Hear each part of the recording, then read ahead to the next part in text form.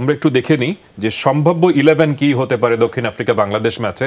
শুরুতে বাংলাদেশের যে একাদশটা সেটা একটু দেখে নিতে চাই। উইনিং কম্বিনেশন যেটা শ্রীলঙ্কার বিপক্ষে সেটাই আমরা এখানে দেখছি।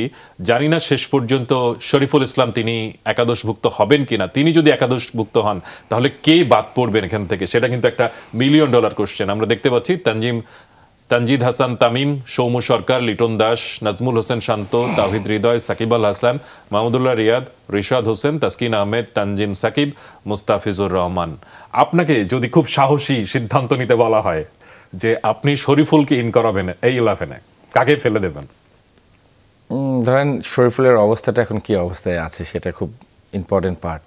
বাট আপনি যদি বলেন লাস্ট ম্যাচে যদি আমরা বলি আমাদের বোলিং ডিপার্টমেন্ট ওয়াজ সুপার, এবং আপনি যে নামগুলো বলছেন সাকিব ওয়াজ বল ভেরি গুড, তানজিম সাকিব, হ্যাঁ তানজিম সাকিব, মুস্তাফিজ বল আমরা দেখলাম, এবং তাসকিন ওয়েল শেপ যেটা আমরা চেয়েছিলাম যে তিনি এইভাবে ডেলিভারটা দিবেন, তিনি কিন্তু সেইভাবেই করেছেন। তো it's very difficult because winning টিমটা যদি আপনি ভাঙতে চান তো আপনাকে আমার কাছে কন্ডিশন উইকেট বলছে আপনার 4টা সিমার হলে আপনার 11টা বেটার হয় না। আমার কাছে মনে হয় যদি আমরা সৌম্যকে না খেলাই তাহলে হয়তো আমরা একটা বলার খেলাতে পারি, বাট আদারওয়াইজ আপনি কিন্তু সৌম্যকে না খেলালে কিন্তু আপনার ব্যাটারির সংখ্যা কমে যাবে। গুড 5 বোলারস। সাকিব কিন্তু সেভাবে ব্যাটিং এ বোলিং এ ভালো করছেন না, বাট সাকিব তো ব্যাটসম্যান হিসেবেই খেলবেন। বাট সাকিবই আমি সাকিবের ক্ষেত্রে কোনো ডাউট রাখতে চাই না। তার মানে আপনাকে যদি ইন করতেই হয় শেষ পর্যন্ত আপনি সৌম্য সরকারকে বাদ দেবেন আমার তরফ থেকে।